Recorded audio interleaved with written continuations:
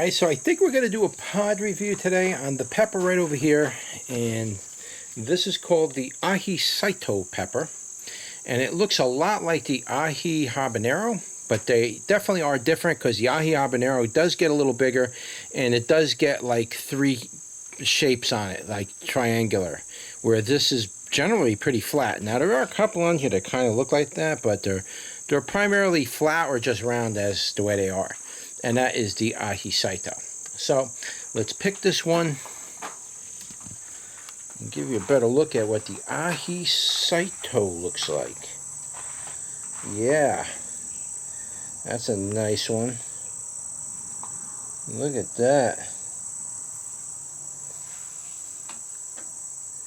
Aji Cito. I got this growing in like 2 other areas. I don't know where they are. They're among the other plants, but just a gorgeous little pepper. I bet you this thing is hot, guys, like you wouldn't believe. So anyway, let's turn you around and give it a go. Alright guys, here we are. We're doing another pod review today, and today it's going to be on the Aji Cito pepper. Don't know much about it. I do believe this is a South American pepper. I'm not sure if it's from Brazil or Bolivia or Uruguay or Paraguay or Brazil or any of those great countries. But I do believe it's from South America, and that's why it's called an aji and not an aji. So anyway, here it is. That's it right there. And without any further ado, let's give it a go. That's a baccatum. Right out the gate, it's a baccatum. And whenever I do reviews on bacatums now, I generally place the bacatums in a flavor of their own. They have their own type of flavor. There's really not much way to describe the flavor of a baccatum because they don't taste like any of the other peppers. Yes, there is a very slight peppery aftertaste, but in general, that baccatum fruity, the baccatum type of fruity flavor, it's too strong. It really dominates the whole flavor sensation. But it's very nice. This particular one was actually kind of on the sweet side with a baccatum flavor, which is really nice. I actually like that.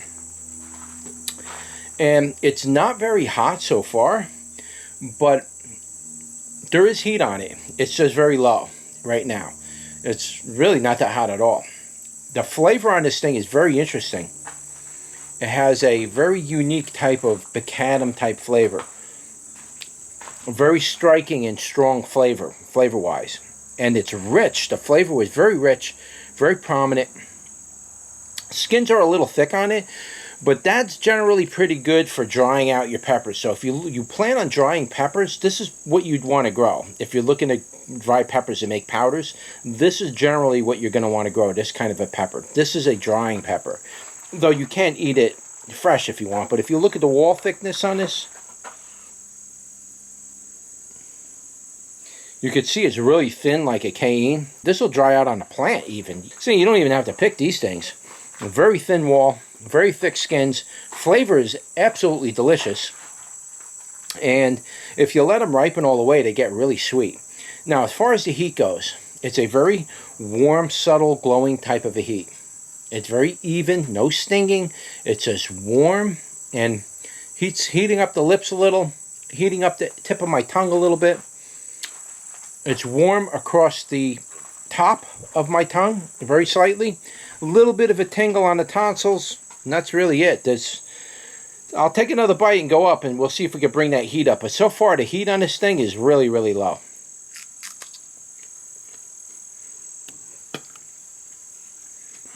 That second bite, I started to get a little bit of a soapy flavor, and that's usually associated with the capsaicin oil or the intensity of the capsaicin oil. I didn't know that's what it was originally, but now I know what that is. That is the strength of the capsaicin in the pepper. I started getting a soapy flavor, so that usually means the heat is going to pick up. So let's see if that heat picks up a little. Okay, so now the heat did pick up a little bit, but not by much. If I was to put a Scoville number on this, at the second bite that I just took, probably between 700 and 1,000, I would say that it can get to. Really not hot at all. It's very, very nice. Now, the heat is really picked up in a way where I can detect it a lot better. The very end of the tongue is burning, but it's like a glowing, it's like an intense glow burn on the tip of the tongue. It's not a stinging burn or anything. It's warm across the top of my tongue, but very lightly.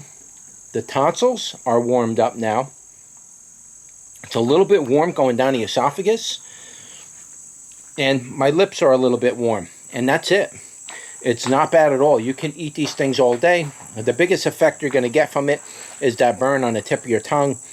And if you eat enough of them, it'll probably cook it pretty good. But eating 1 or 2 of them, it's not going to bother you at all. Even the lightest heat people can eat these with no problem. That's really all I got to say about the Aji Cito. Don't know much about it offhand. Whatever information I can scrub off the internet, I'll put in the description below. You can read about it there. That's it. That's your pod review for the Aji Cito. Don't forget to like, share, and subscribe. And I'll see you on the next one. Take care.